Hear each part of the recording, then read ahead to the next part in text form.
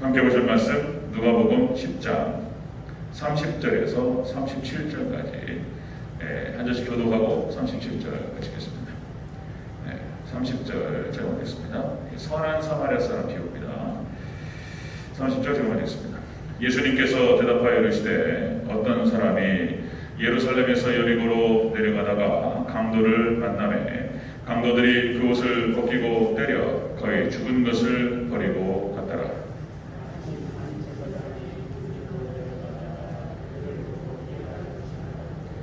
또 이와 같이 한 레위인도 그곳에 이르러 그를 보고 피하여 지나가되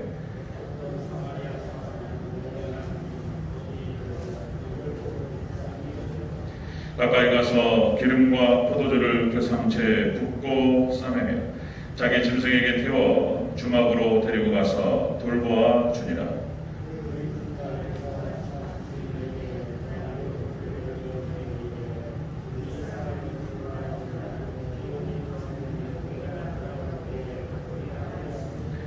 네 생각에는 이 세 사람 중에 누가 강도 만난 자의 이웃이 되겠느냐? 이르되 자비를 베푼 자니이다. 예수님께서 이르시되 가서 너도 이와 같이 하라 하시니라. 아멘. 인사하겠습니다. 아버지 예수님, 예수님의 은혜와 평강이 넘치시기를 축원합니다. 아멘. 오늘 함께 읽으신 누가복음 10장 30절에 37절 우리 선한 사마리아 사람의 비유라는 제목으로 말씀을 듣겠습니다. 예수님의 비유 중에서 가장 많이 알려진 비유 중에 하나고 우리가 너무나 잘 알고 있는 그런 비유죠. 선한 사마리아 사람의 비유. 세상 사람들도 이 비유는 알아요. 다른 건 몰라도 선한 사마리아 사람 이 비유는 알아요. 많이 들어가지고 심지어는 선한 사마리아법, 선한 사마리아법이라는 법이 있습니다. 이게 이제 뭐냐면은 여러분들 도와줄 수 있는 상황 속에서 가장 적합한 상황, 누구를 도와줄 수 있는 가장 적합한 상황에서 그걸 안 도와준 사람은 처벌한다는 내용이 처벌한다. 그런 법이 있습니다. 벼락이 떨어지는데 아무도 없고 내가 잡아줄 수 있는데 만약 안 잡아줘가지고 죽었다. 그러면 그게 이제 책임이 있는 거예요. 그런 법이 있습니다. 자, 이것이 이제 도덕적이고 윤리적인 어떤 그런 의미에서 예수님께서 내 이웃이 누구냐? 그러니까 이제 앞에 있는 율법 뭡니까? 제사장과 그다음에 레위인, 그다음에 선한 사마리아 사람, 누가 이 강도 만난 사람의 이웃이 되겠느냐? 제자들이 말하죠. 바로 자비를 베푼 자니이다. 선한 사마리아 사람, 너희도 이와 같이 하라. 이런 말씀하셨는데 이 안에는 그전에도 제가 한번 인용해서 말씀을 드린 기억이 있는데요. 복음적인 내용이 들어있습니다. 예수님의 사역, 예수님의 초림 사역과 그리고 예수님의 교회 사역과 그리고 재림 사역, 이것이 이제 딱 세 개가 예수님 전체 사역이 잘 도가져 들어있어요. 자, 그리고 예수님께서 뭐라고 말씀하셨냐면 결론으로 너희도 이와 같이 하라. 아멘. 이 말씀하셨어요. 그 내용을 좀 자세히 좀 살펴보도록 하겠습니다. 예수님 전체 사역이 여기에 다 녹아 들어있습니다. 우리가 해야 될 사역과 우리가 해야 될 삶이 여기 다 녹아 들어있습니다. 같이 한번 살펴보겠습니다. 자, 선한 사마리아 사람의 비유. 첫 번째로 강도 만난 사람에게 기름과 포도주를 붓고 쌈에 얻었다. 자, 34절을 읽겠습니다. 시작. 가까이 가서 기름과 포도주를 그 상처에 붓고 싸매며 여기까지. 가까이 가서 기름과 포도주를 그 상처에 붓고 싸매며 강도 만난 사람, 산깃을 걸어가는데 어떤 강도 만난 사람이 두드러 맞고 모든 것을 다 빼앗기고 거의 거만 죽게 되었어요. 이것은 무엇을 의미하냐면 우리들을 얘기하는 거예요. 우리들 죄로 말미암아서 죄로 죽은 인생을 예수님의 십자가의 피로 대속하셨다는 것입니다. 그것을 의미하는 거예요. 예수님의 초림 사역을 의미하는 것이다. 자, 선한 사마리아 사람의 비유에서 첫 번째로 말씀하신 게 뭐냐면은 예수님의 초림 사역, 예수님의 대속 사역을 말씀하셨다. 자, 여기도 기름과 포도주라고 하는 것을 부었다는 것은 상징적인 얘기가 되겠습니다. 기름과 포도주, 여기서 붓다라고 하는 것, 쏟다라고 하는 것이 이게 덮다라고 하는 뜻이 있습니다. 붓고 예수님의 그 기름, 그러니까 예수님의 피를 피를 붓고 덮어서 싸매어줬다는 뜻이에요. 이것이 그렇게 해가지고 고쳐줍니다. 자, 여러분들, 우리 죄인들을 예수님께서 예수님의 피로 씻어주시고 싸매어주시고 덮어주신 줄로 믿습니다. 그 사역을 말하는 거예요. 그 사역을. 자, 여러분들, 아담과 하와에게 하나님께서 가죽옷을 입혀주셨습니다. 그것이 이제 원시복음이라고 해서 어떤 형태로 아담과 하와가 사람이, 인간이 구원받게 될 것인가에 대해서 상징적으로 딱 보여주셨어요. 그들의 치부를 가려주십니다. 그래서 이제 우리 죄악을 예수님께서 가려주실 것이라는 것에 대해서 미리 말씀하신 거예요. 보여주신 거예요. 자, 그 다음에 여러분들 모세 오경이 나타나는 창세기, 출애굽기, 레위기, 민수기, 신명기, 특별히 레위기를 중심으로 해서 민수기도 나타나고 출애굽기도 나타나는 거예요. 거기에 모든 제사법과 의식법에 나타나는 희생 제물, 그죠? 희생 양도 그렇고 송아지도 그렇고 염소도 그렇고 이런 것들을 잡아서 비둘기도 마찬가지입니다. 이렇게 희생 제물을 잡아서 거기에 모든 죄를 전가시키고 그들의 피를 받아가지고 지성소에 들어가서 지성소 바닥에다가 뿌려요. 7번 피를. 네? 반드시 거기에 들어갈 때에는 향을 가지고 들어갔습니다. 대제사장이.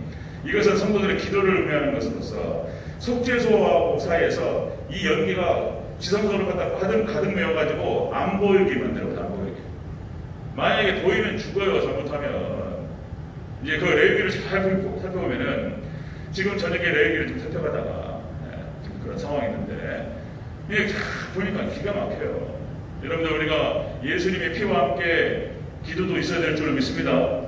그 향이 기도예요. 기도. 그걸 말하는 거예요. 다시 말씀드리면 우리 욥기에 나타나는 욥도 예수님 믿고 구원받은 거예요. 욥기. 이 욥이 있었던 인물의 시기는 대략 한 아브라함 시대로 옵니다. 욥기가 이제 그 시가서에 포함이 돼요. 시가서에 욥기, 시편, 잠언, 전도서, 아가서 이렇게 해가지고 시편에, 그러니까 한 편에 그 거대한 서사시로 봅니다. 욥기를. 이게 이제 시가서로 분류를 해가지고 보는데, 사실 이 욥이라고 하는 인물은 거의 믿음의 선진들, 그러니까 아브라함 시대로 가요. 그 시기를. 이 욥도 예수님이 구원받았다. 이런 표현이 나와요. 욥기 19장 25절에 내가 알기에는 나의 대속자가 살아계시니 마침내 그가 땅 위에 서실 것이다. 대속자 얘기를 해요. 여기. 예수님께서 오실 것이라고 하는 것을 알고 있었어요. 예수님 믿고 욥도 구원받은 줄로 믿습니다. 다른 거 없어요. 예수님. 마태복음 20장 28절 인자가 온 것은 섬김을 받으려 함이 아니라 도리어 섬기려 하고 자기 목숨을 많은 사람의 대속물로 주려 함이니라. 예수님께서 이 땅에 오셔서 대신 죽어주심으로 말미암아서 우리 죄가 씻겨졌다는 거예요. 이것을 갖다가 제자들에게 말씀을 하시면서 중요한 예수님의 사역과 그리고 예수님을 믿는 믿음의 백성들, 그 제자들이 어떠한 삶을 살아가고 어떠한 사역을 해야 될 것을 미리 이 비유를 통해서 말씀하신 거예요. 이거는 간단하게 누구를 구제하라 이런 뜻이 아니에요. 구제의 뜻도 있는 거예요. 포함됩니다. 그런데 이것은 대단한 복음 사역을 말하는 것입니다. 복음 사역. 자, 앞에서 여러분들 제사장이 지나가고 레위인이 지나갔습니다. 그런데 그들은 이 강도 만난 사람을 보고 지나가 버렸어요. 자, 이 논란은 여기 함축이 들어있어요. 그러니까 율법은 구원할 수 없다는 뜻입니다. 우리는 율법으로 구원받는 게 아니에요. 여기서 이제 균형을 잃어버리면 안 돼요. 제가 정확하게 알아요. 걱정하지 마세요. 제가 지금 로마서 진행하고 있는데 절대로 구원파로 안 갑니다. 그러니까 이제 딱 중심을 잡아야 돼요. 균형을 잡아야 돼요. 그러니까 지금 여기 레위인과 그 다음에 제사장이 지나가다가 보고 지나가 버렸다는 거예요. 이 사람들은 구원자가 아닌 거예요. 그러니까 이제 마치 이것이 율법은 구원할 수 없다라고 하는 것을 지금 말씀하시는 거예요. 율법의 역할은 뭐냐면은 이제 나중에 로마서 7장에서 제대로 보여줍니다. 율법의 기능과 한계, 7장의 주제가 율법의 기능과 한계예요. 그래서 7장 전체도 보여주고 있어요. 율법의 기능이라고 하는 것은 기준을 제시하는 거예요. 하나님 백성으로서. 그리고는 이제 그 기준에 도달할 수 없는 그 사람이 이제 나는 죽었구나 이렇게 생각하는 사람이 결국에는 예수님께로 복음으로 달려갈 수 있도록 율법의 역할은 몽합선생 역할을 하는 거예요. 그 몽합선생이라는 갈라디아서 말씀을 지금 이제 개혁개정역에서는 초등교사 이렇게 번역을 했어요. 자, 예수님께서 선한 사마리아 사람 비유해서 율법은 구원할 수 없다라고 하는 것을 이렇게 비유하신 거예요. 여기에. 자, 이 사마리아 사람이 구원을 하게 되는데, 참 놀랍게도 이 사마리아 사람들은 멸시받는 사람이었어요. 예수님께서도 이 땅에서 멸시받으셨어요. 무시받으시고 멸시받으시고. 참 이게 비유가 딱 맞는 거예요. 그러니까 당시에 사마리아는 북이스라엘, 그러니까 이제 남유다와 북이스라엘이 유상숭배로 멸망한단 말이죠. 그리고 아수르에 의해서 멸망을 당하고 피가 섞여버렸어요. 그러니까 유대인들이 바라봤을 때에는 이 북이스라엘 사람들은 혼혈족인 거예요. 순수 혈통 유대인이 아니에요. 그러니까 개 취급을 하는 거예요. 이방인하고 똑같이 취급했습니다. 그래서 사마리아 사람들을 안 만나요. 더러운 인간들 뭐 이러면서 이렇게 취급하는 거예요. 그리고 피해다니 이렇게. 사마리아. 그것이 사마리아 사람이었어요. 근데 이 사마리아 사람이 멸시받고 무시받았던 이 사람이 이 강도 만난 사람이 은인이 된 거예요. 이 예수님을 상징하는 거예요, 이것이. 자, 이 강도 만난 사람들은, 다시 말씀드리면, 강도 만난 사람은, 자, 강도를 만나가지고 거의 죽게 되었어요. 우리를 얘기하는 거예요. 네, 사단마귀 악한 죄악으로 말미암아서 이제 멸망받는 거예요. 그런데 바로 이 사마리아 사람이 와가지고, 물과 포도주로 기름을 발라서 다 닦고, 그리고 싸움해가지고, 그걸 들쳐업고 자기 짐승에 태워가지고 여관으로 간단 말이죠. 자, 이런 장면이 나타나요.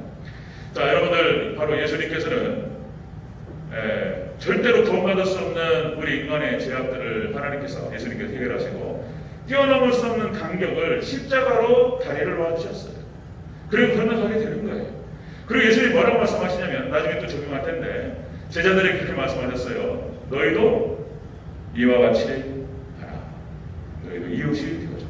우리의 하나님 백성들 그리스도인들이 어떤 삶을 살아가고 어떤 사역을 감당해야 될 것을 지금 말씀하시는 거예요, 제자들에게.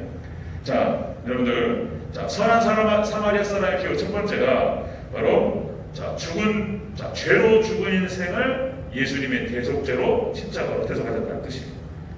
여기 숨겨져 있어요. 자, 두 번째 보겠습니다. 선한 사마리아 사람의 비유 두 번째. 주막으로 데려가서 돌봐줬습니다. 자, 다시 한번 34절 읽겠습니다. 34절 시작. 가까이 가서 기름과 포도주를 그 상처에 붓고 싸매고 자기 짐승에게 태워 주막으로 데리고 가서 돌보아 주니라. 아멘. 이것도 사마리아 사람의 사역이었어요. 이렇게 해주는 거예요. 주막으로 데려가서 돌봐줬다. 이건 무슨 뜻이냐면 교회를 통해서 보호하셨다는 뜻이에요. 죄로 말미암아 죽을 수밖에 없는 인간들을 갖다가 예수님의 대속죄로 예수님의 피로 씻어가지고 싸매어 주신 다음에 교회로 데려와서 돌봐주신다는 뜻이에요. 아멘. 교회로 데려와서 돌봐준다는 거예요. 교회가 또 예수님이잖아요. 교회가 예수님의 몸이고 교회를 통해서 예수님께서 보호하신다는 뜻이에요. 교회를 통해서 예수님 보호하신다. 이 돌봐준다라고 하는 것이 원하는 뜻이 간수하다, 보호하다 그런 뜻입니다. 간수하다, 보호하다. 이것은 사람이나 사물에 다 해당됩니다. 사람에게는 돌봐주다, 그 다음에 보호하다, 돌봄, 보호 이런 뜻이 있고요. 사물에게는 간수하다, 잘 지키다 이런 뜻이 있어요. 어쨌든 간에 이 강도를 만나가지고 거의 죽게 된 이 사람을 기름과 포도주로 닦아가지고 싸매어가지고 이 사람을 들쳐오고 주막으로 데리고 왔습니다. 교회로 하나님께서 인도하신 다음에 여기에서 예수님께서 보호하신다 그런 뜻이 담겨있는 것입니다. 구약교회도 마찬가지입니다. 다 이렇게 하신 거예요. 구약교회는 예를 들어서 여러분들 역시 이제 교회는 보호처고 피난처잖아요. 그래서 노아의 방주, 롯의 소활 섬, 그 다음에 애굽의 고센 땅, 그렇죠? 이렇게 해서 하나님 백성들을 거기에 딱 넣고 보호하셔요. 자, 이스라엘 백성들이 광야 40년을 지내는 가운데 광야 교회라고 표현합니다. 이스라엘 백성들이 광야를 40년 동안 지내는 가운데 그게 교회였어요. 하나님께서 이스라엘 백성들을 철저히 지키시고 보호하신 줄로 믿습니다. 자, 밤에는 불기둥과 낮에는 구름기둥으로 만나를 먹이시고 그리고 메추라기 고기를 먹이시고 그리고 반석을 열어서 물을 먹이시고 그리고 결국에는 가나안 땅까지 하나님께서 인도하신 줄로 믿습니다. 똑같이 우리를 하나님께서 교회로 넣어서 교회 하나의 일원이 되게 하시고 우리를 천국까지 예수님께서 인도하실 줄로 믿습니다. 여러분들 예수님 안에 평안을 누리시기를 축원합니다. 그 내용이 구약에 쫙 나타나는 거예요. 마지막 대환란 때도 마찬가지입니다. 대환란 때는 참 종이 사역하는 교회를 해입은 여자 이렇게 비유합니다. 이게 상징적인 얘기예요. 해를 입었다. 여러 번 말씀드렸지만 해를 입었다. 예수님. 오직 예수님 신앙으로 무장한 이 여자가 교회예요. 교회. 해입은 여자를 뭐라고 표현하냐면은 계시록 12장 13절 14절에서 뱀의 낯을 피해가지고 광야로 가서 이 해입은 여자를 부주인이 보호합니다. 하나님께서 주의 종을 보내가지고 보호하게 하셔요. 그러니까 구약성경부터 해가지고 지금 신약시대 마지막 종말시대까지 똑같이 하나님의 보호 방식은 똑같습니다. 자, 이제 로마서를 지금 시작했어요. 시작 단계입니다. 하나님의 은혜가 지금 막 쏟아지는 건데 이게 이제 5장 6장 8장까지가 어마어마한 은혜예요. 어마어마한 은혜예요, 진짜. 그러니까 그냥 적당히 교리 차원에서 조직신학적인 차원에서 툭 얘기하고 끝나는 게 아니고 성경신학적으로 말씀을 다 씹어가면서 우리가 잘 살펴보면은 쏟아지는 은혜를 느끼실 거예요. 로마서가. 어마어마합니다. 제가 로마서 이제 한번 지켜보세요. 하나님께서 어떻게 하나님께서 표현하시는지. 그 다음에 로마서에 거듭나는 얘기가 뭐냐면은 에베소서예요. 에베소서는 또 어마어마합니다. 이게 교회론인데 로마서는 구원론, 에베소는 교회론. 기가 막히는 거예요. 네, 이것이 이제 에베소서 이제 로마서 끝나면은 대회 때 해야 되겠다 이렇게 지금 생각하고 있습니다. 네, 시간이 좀 걸리더라도 차분하게 살펴볼 것입니다. 자, 여러분들 에베소서 1장 23절, 에베소서 1장 23절에 이렇게 기록됩니다. 교회는 그의 몸이니 만물 안에서 만물을 충만하게 하시는 이의 충만함이니라. 교회는 그의 몸이다. 예수님의 몸이다. 만물 안에서 만물을 충만케 하시는 충만함이다. 그 다음에 에베소 2장 20절 23절. 자, 교회를 하나님께 어떻게 세워 가시느냐면은, 자, 너희는 사도들과 선자들의 터 위에 세우심을 입은 자라. 그의 안에서 건물마다 서로 연결하여 주 안에서 성전이 되어가고, 너희도 성령 안에서 하나님의 거하실 처소가 되기 위하여 하나님의 거하실 처소 성전입니다. 자, 그리스도 예수 안에서 함께 지어져 가느니라. 우리가 예수님 안에서 이렇게 서로 교회 안에서 서로 연결돼가지고 하나님께서 거하실 처소 성전이 되기 위해서 우리가 함께 지어져 가는 줄로 믿습니다. 그 과정에서 사단이 역사를 하고 막 그렇게 해요. 그러나 결국에는 하나님께서 우리 교회가 이길 수 있도록 도와주십니다. 믿습니까? 교회가 이겨요. 왜냐하면 교회의 주체가 하나님이시기 때문에 교회는 승리합니다. 결국에는 승리해요. 자, 에베소서 5장 22절 23절. 그러니까 이제 우리 교회 결혼식 때 주례로 딱 삼은 건데, 이게 이제 교회론이에요. 교회론. 이게 가정이, 그리스도인의 가정이 교회입니다. 교회.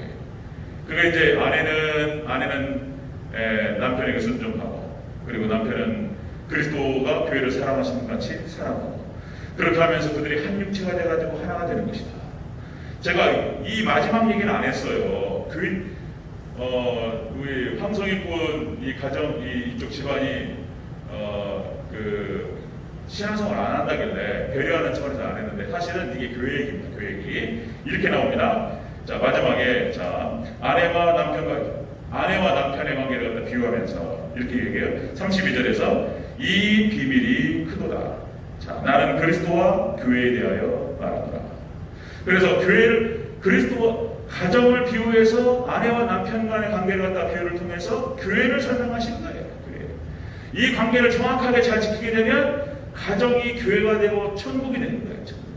그것을 얘기하는 거예요. 이것이 또 정확하게 신랑 신부 딱 맞아요. 이게 주례로. 자, 여러분들 예수님께서 이렇게 말씀하셨습니다. 이렇게 말씀하시면서 강도 만난 사람에게 기름과 포도주를 붓고 싸매어 주고 그 사람을 둘러고 주막에 데리고 가서 돌봐줍니다.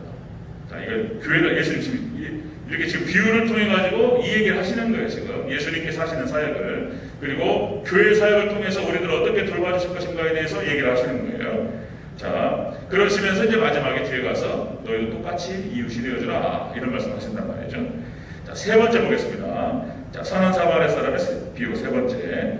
자, 주막집 주인에게 비용이 더 들면 돌아올 때 갚겠다. 떠나야 되는 거예요. 그리고 맡기고 떠납니다. 35절을 같이 읽겠습니다. 35절 시작. 그 이튿날 그가 주막 주인에게 데나리온 둘을 주며 이르되 이 사람을 돌봐주라. 비용이 더 들면 내가 돌아올 때 갚으리라 하였으니. 아멘.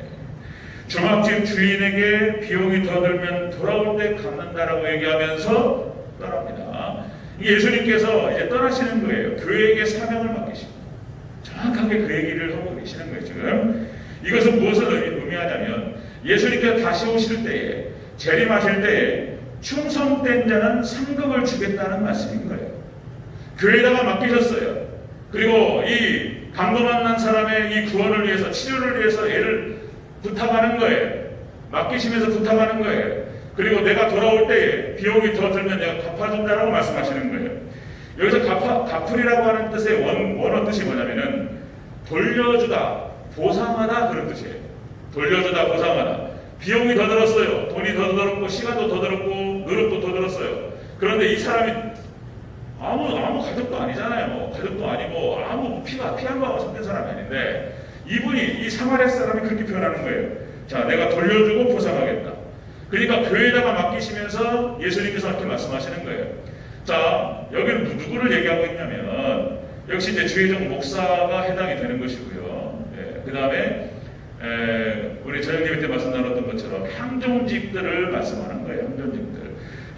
교회 항종직이 목사가 포함되고 장로님 포함되시고 안수집사님, 그 다음에 권사님이 포함됩니다. 서리집사님 포함이 안 돼요. 그러니까 교회 중직들에게 막 이렇게 해석하는 게 맞는 거예요. 그러니까 영혼을 맡기시는 거예요. 그리고 충성되게 이 일을 감당하면 하나님께서 갚아주시겠다고, 보상하시겠다고. 이 말은 뭔 말이냐면 상급을 얘기하는 거예요. 예수님 다시 오실 때, 예수님 재림하실 때 교회에서 이 사역을 잘 감당하고 있다면 하나님께서, 예수님께서 그 상급으로 갚아줄 줄로 믿습니다. 그 뜻이에요. 상급으로 갚아주시겠다.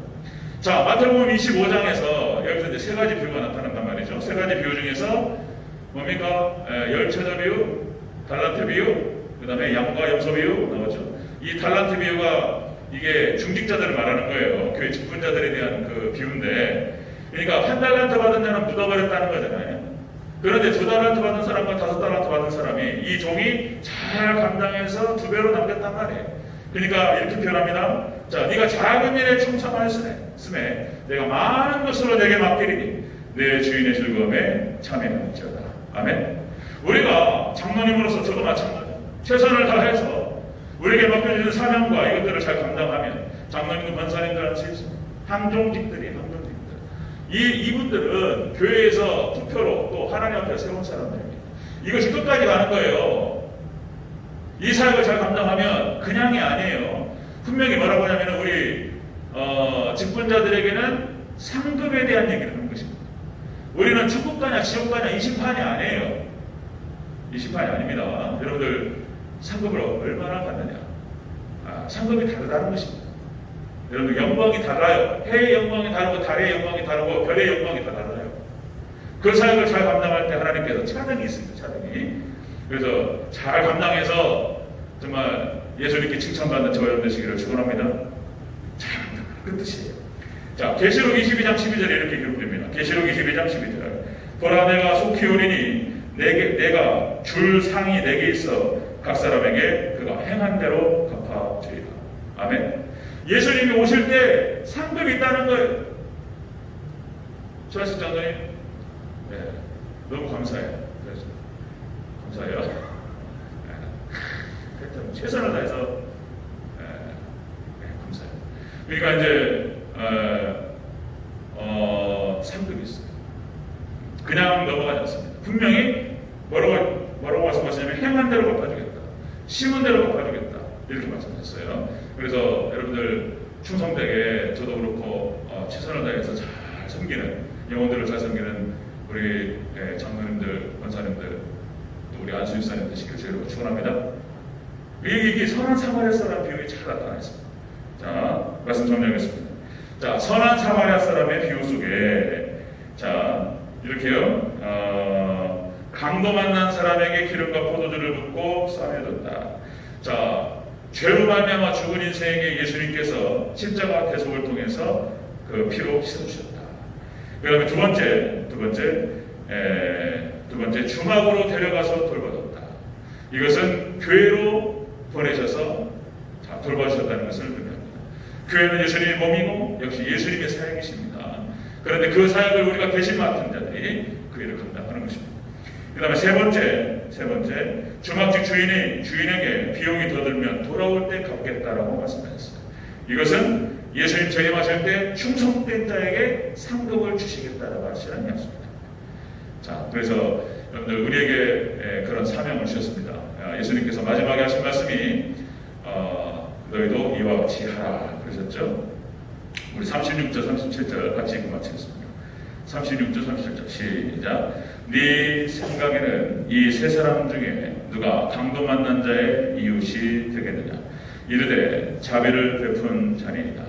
예수님께서 이르시되 가서 너도 이와 같이 하라 하시니라. 아멘. 예수님께서 이렇게 사역하셨고 그리고 그 사역을 우리에게 맡기셨습니다. 저도 마찬가지로 우리 장로님들, 권사님들 하십시오. 한명지 그리고 또 교회는 중직뿐만 아니라 또 성도들도 있죠. 믿음의 백성들은 다 이 사명이 있는 거예요. 너희도 이웃이 되어주라.